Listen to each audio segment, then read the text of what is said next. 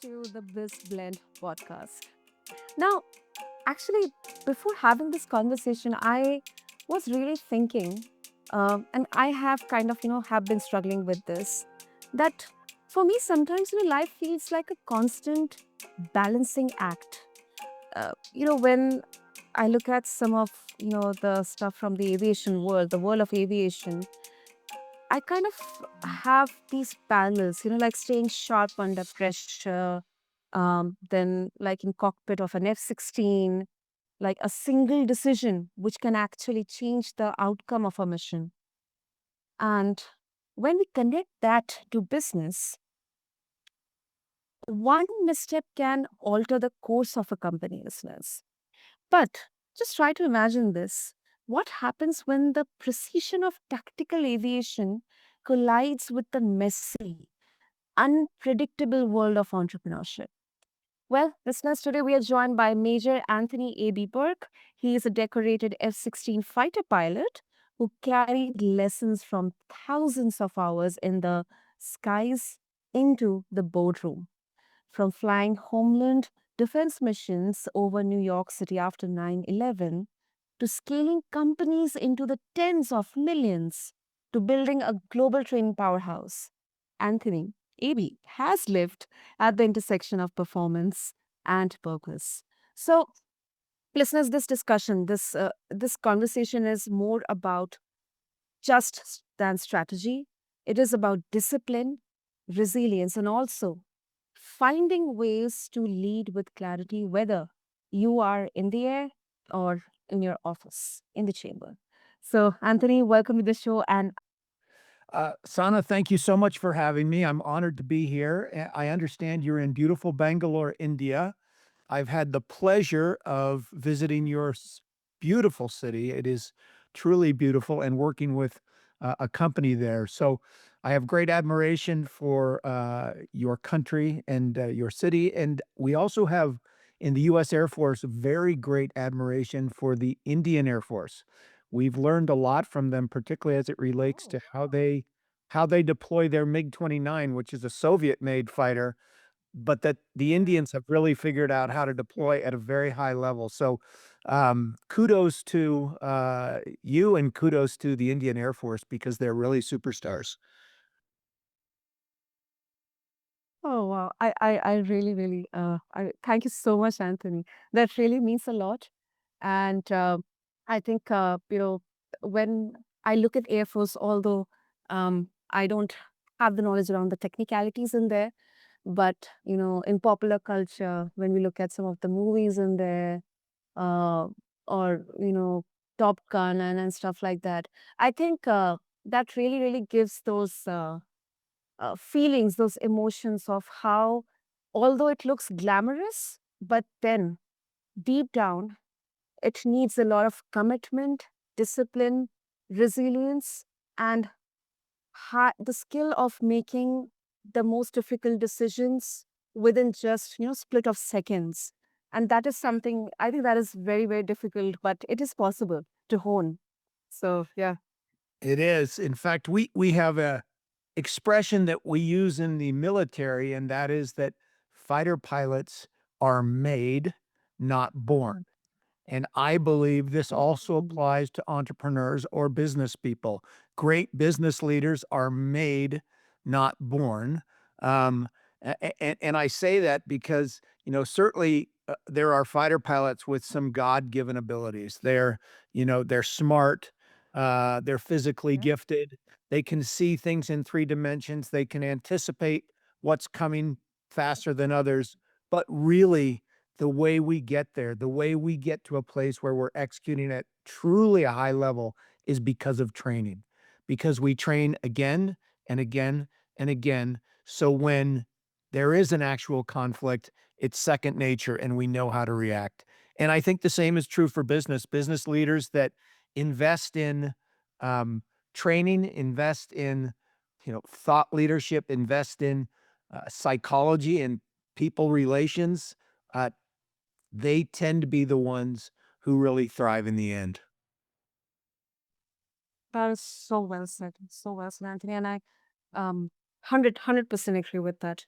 Uh, And um, this brings me to, um, like business, it isn't a life or death in the same way, yet I think the stakes, they can feel just as high for entrepreneurs, who risk everything into it.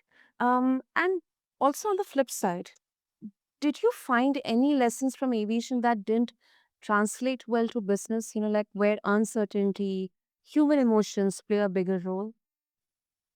So you made a point and asked a question. I want to support your point. You Mhm. know, people tell me all the time, "Well, of course you train as a fighter pilot, and of course you have we have a very important um, I'm going to call it a core belief in this idea of debrief that Mhm.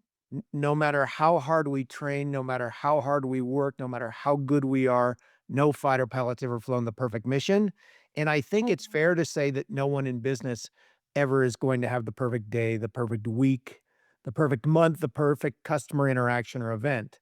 And that's why when fighter pilots are done executing our missions, we always call timeout and hold a debrief so we can learn from both the mistakes and the victories of today's mission, and we can continue to improve as individuals, certainly as a team, and maybe even more importantly, so that as leaders, we can call time out from time to time. Not all the time, but at the Yeah. appropriate time uh, close the door, take our name tags off our chest, take our rank off our shoulders, create a safe environment, and get our people, get our customers to give us the honest, real time feedback we need to keep us ahead of the threat, certainly ahead of the competition, and Mhm. ahead of the inevitable change that will continue to come our way.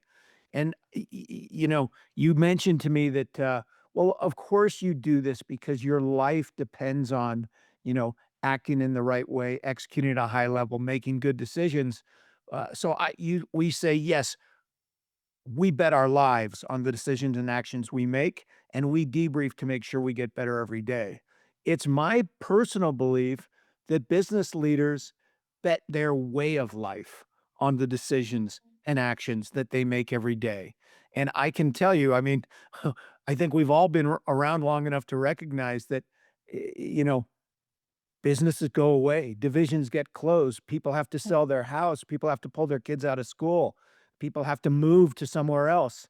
If they continue to repeat, mistakes or fail, I think a better way to say it is fail to improve, to commit to this culture of continuous improvement. So, I think, that was your first point. You asked a second question, and I'm not sure I completely understood it. Yeah. So, uh, I'm just curious to know, Anthony, like, are there any lessons that you found, like, from aviation that, may not have a direct correlation, or they may not make a parallel, in the business world? Are there parts of business that don't have a direct correlation to tactical aviation? Yeah, like a parallel in terms of, having parallel or didn't translate well to tactical aviation. Good question. I Mhm. think a couple things that don't translate, as well is, first of all, the US military, and I think this applies to militaries around the world, don't have a particular profit motive. Um, we Mm. invest the time and money that it takes to make our people the best at what we do. And so we're not thinking in the same way about the bottom line as many companies. I think that's number one. Um, Okay. and that's probably the biggest one and one that people can use as an excuse, maybe not to, invest in training and not to develop systems for their people to help them execute at a higher level. I don't think personally that they're valid. I think if you do have a profit motive in your business, uh, you Mhm. know, training is an area where you should put a great deal of investment, Absolutely. uh, not just in training your people, but building a culture to get your team aligned and flying in formation so that they're executing at a high level. What I see so often in business is a bunch of really bright individuals all kind of doing their own thing, and not really flying in formation. And so, this is where I think the military model, can be very, very helpful. I I think you really brought up a very crucial aspect in there. Because once again, if we circle back to the kind of quote that you mentioned, that fighter pilots are made, they are not born, and I think entrepreneurs as well. So I think someone who has the brightest of the mind, or they may have some God gifted skills in there. But I think if the attitude, the kind of, the skills in a holistic way which are required, the character in there is not in the right place, I don't think so there's much value in leveraging the mind or the skills, the God gifted skills in there, in that particular person. And I think to this, if I can connect, training is something that can actually help in building that character at an individual level, and then also laying the foundation of the most fundamental, aspect of any business, whether it's a startup or it's a small or medium or big enterprise, the culture in there. I think that kind of becomes a unique identity of, any organization. Yeah, I agree. Sana, one other point I might make is Hmm. we have, a certain esprit de corps, uh, in the military, I think largely because the military is very mission driven. Hmm. Everybody knows who the enemy is or what the threat is, and Exactly. they know what their job is to overcome that threat. And in Hmm. business, I find that sometimes, leaders don't do a very good job of identifying the threat, of identifying a mission that the company can all rally behind. Or it's so often we see companies with, very flowery mission statements, um, Yeah. but but no one really pays much attention to them. No one really knows what they are. And this isn't all companies, but many that I've worked with. And so to the extent that business leaders can, you know, clearly state the mission so that the business isn't just profit driven, but it's purpose Mhm. driven. Yeah. I think your people will run through walls if they know what their purpose is, if they know what their mission is, and they can all rally around the same mission. Absolutely. Absolutely. That's another brilliant point in there. I think this clearly um it clearly gives that essence of how the vision and the mission can be livable. You're living it, you're breathing it. That is something, before taking any decision, that is you are very clear, okay, this is exactly my mission, these are the values, and based on that, let's do the, let's go backwards and try to understand the problem, and then let's decide what to do here. And I would also go back to, you mentioned something about feedback culture. And you also kind of connected with the debriefing after a mission, which is actually, as you said, cornerstone of aviation culture. um how can leaders, especially when it comes to startups, Anthony, um, founders, because they are putting everything at stake for the company, for the business, sometimes it kind of clouds your ability to see the problems or the loopholes in there. And then it also blocks the acceptance, the willingness of accepting feedbacks, coming from your customers or maybe from your employees who are at the front line interacting with the customers. So how can leaders build that feedback culture without feeling it like blame or looking like a threat? Yeah, it's really interesting. I mean, Sana, obviously, startup culture is a unique part of the business world. And, I think many great startup leaders Um, they've got a company that's kind of throwing stuff at the wall and seeing what sticks. So, Mm, we know what we want to do. We're not exactly sure how to get there. Let's try stuff, try stuff, try stuff. This idea of let's fail faster, but let's keep moving forward. And sometimes those cultures are very loose, they're very fast. Uh, and I think that's all wonderful and really essential to running an effective startup.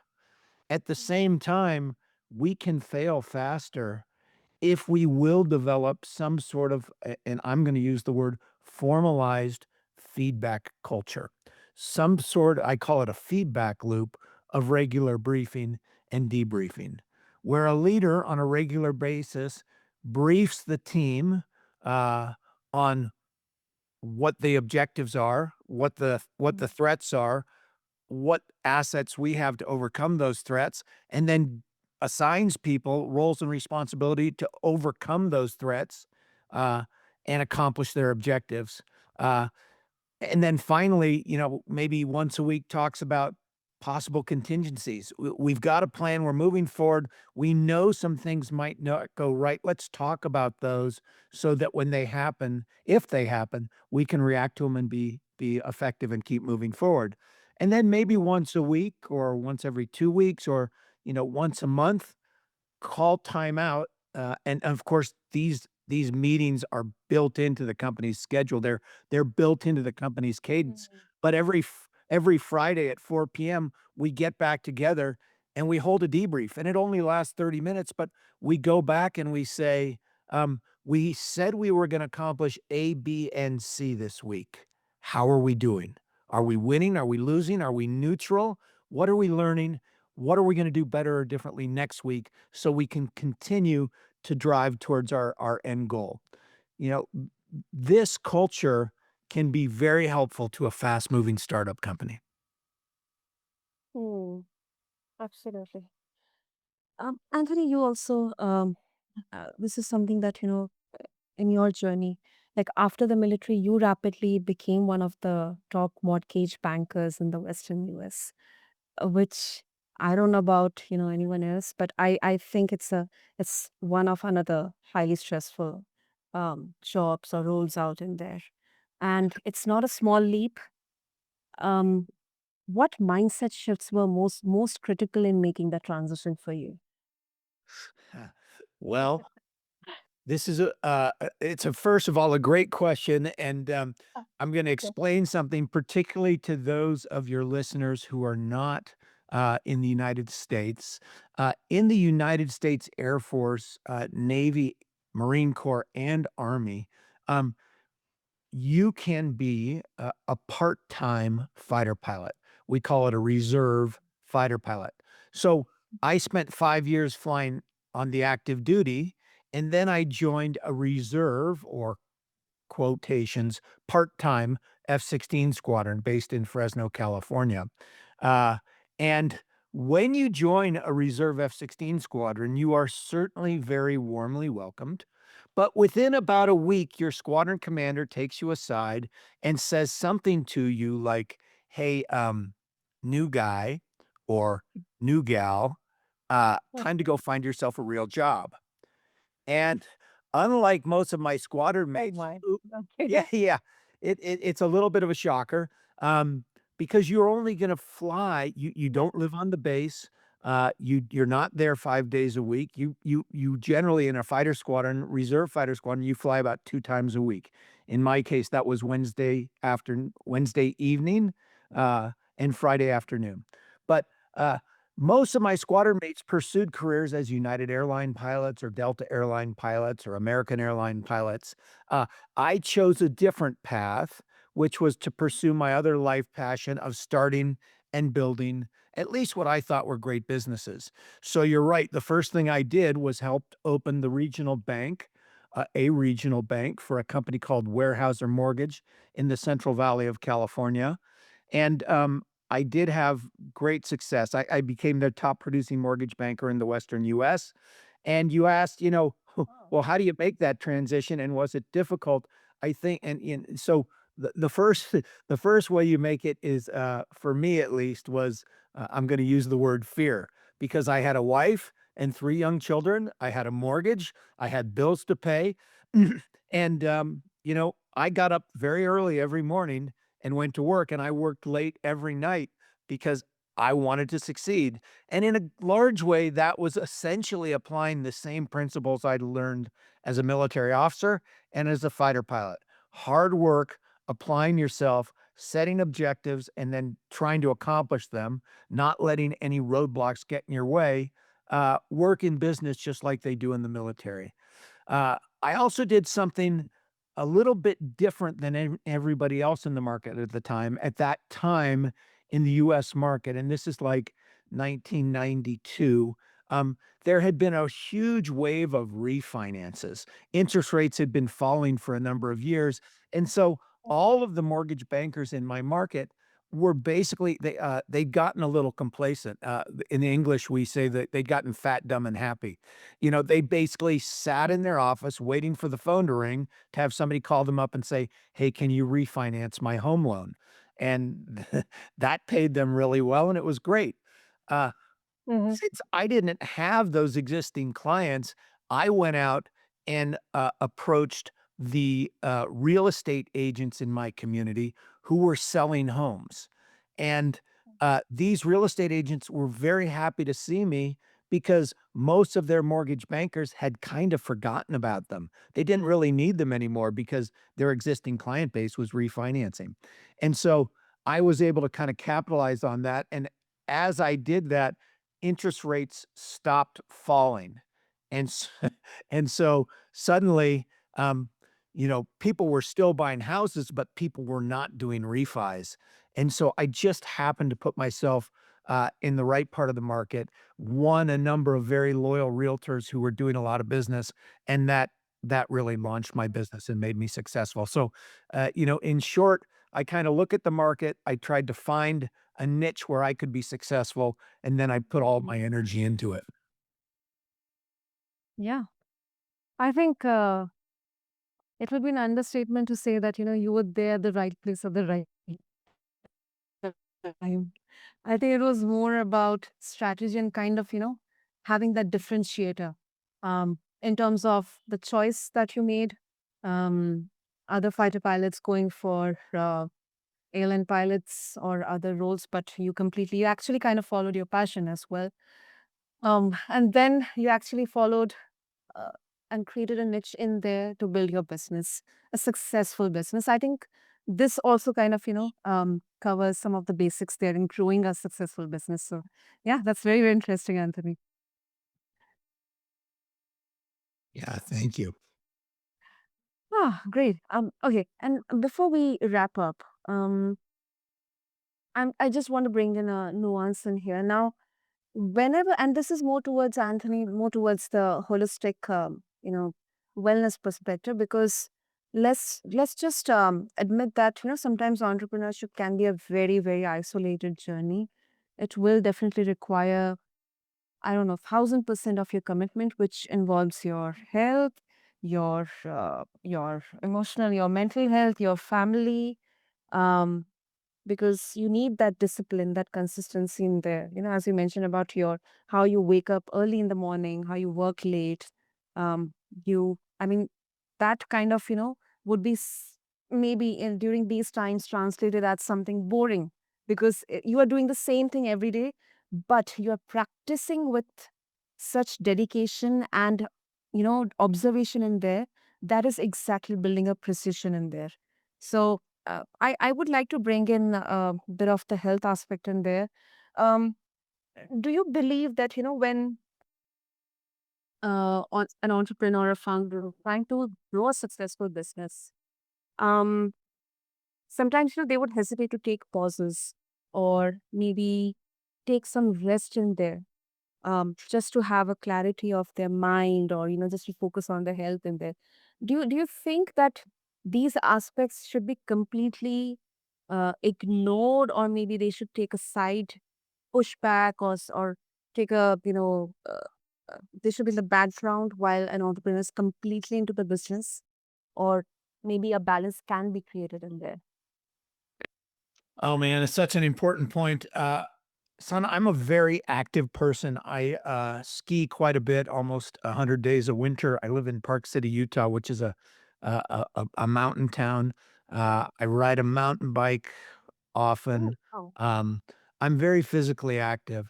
But what I've learned from, really great athletes is that you must as hard as you train, whether you're a professional athlete or a weekend warrior, as hard as you train, you must build recovery. You must build rest so that your body can, heal and recover and you can be fresh for your next race, your next game, whatever it is. And I think the same exact thing is true for the mind. We must find some way as business leaders to recover. Um, and I ran a fairly large sales team, about 20 men and women for a long period of time. And these were young, hard charging people. We had a business at that time where we'd figured out how to sell our product through the Home Depot, and we grew very dramatically from essentially zero revenue to $70 million over the course of 3 years, which basically meant we got 40 feet of space in every Home Depot west of Minneapolis, Minnesota, which was 420 stores, and my people, including me, were working, 24/7. And I remember telling, them that as important as it was to work hard, I mandated that every Sunday they shut down, that they didn't look at their computers, uh, that they didn't look at their phones, that they spent time with their friends or their family and recharged their battery, both mentally and physically. And, I think it's absolutely critical as research in this area has continued to develop. I am trying to do a daily meditation practice. It really is a 5 to 15-minute commitment, and again, it's a way to clear your mind, to refresh your sanity. Uh, Yeah. Otherwise, between the cell phone, the computer, social media, 24-hour news, we are constantly inundated with inputs, and our mind, uh, doesn't really get quiet. And I think, Yeah. a quiet mind is what will really help you focus, particularly as a leader, on solving the puzzles you need to solve to be effective. So, I'm a huge believer in recovery. Wow. Super, super. And also, Anthony, if our listeners they would like to connect with you, um, what would be the best way? Well, there's a couple ways you can do that. One is just by visiting my website, which is MACH, the number 2, consulting, consulting.com. Uh, and you can also find me on LinkedIn. My name is Anthony, Anthony, and last name is Bourke, B as in Bravo, Ourke. And I will show up there, and that's another great way to find me. Superb. Listeners, I'll make sure to have all the details and all the links in the show notes for all of you. So just check out the show notes along with this episode on whichever platform you listen your podcast to. And Anthony, thank you. Thank you so much because you have really gave us you have really given us a new lens to see leadership through. I think one that brilliantly blends discipline, of course, with adaptability, precision, and then purpose, and then also bring in the important aspect of looking at your holistic health. So, thank you. Thank you so much. It was a pleasure, Sana. I hope I make it back to Bangalore and can meet you in person one day. Absolutely, absolutely, absolutely. I'm really looking forward to that. And to all the listeners, thank you so much for tuning in to this episode of BizBlend. May you carry a little of that fighter pilot mindset into your own ventures because sometimes the best way to grow business, let me articulate it, is to fly like a mission with heart, with clarity, and of course, with boldness. So, with that, This is your host, Sana, signing off. Thank you.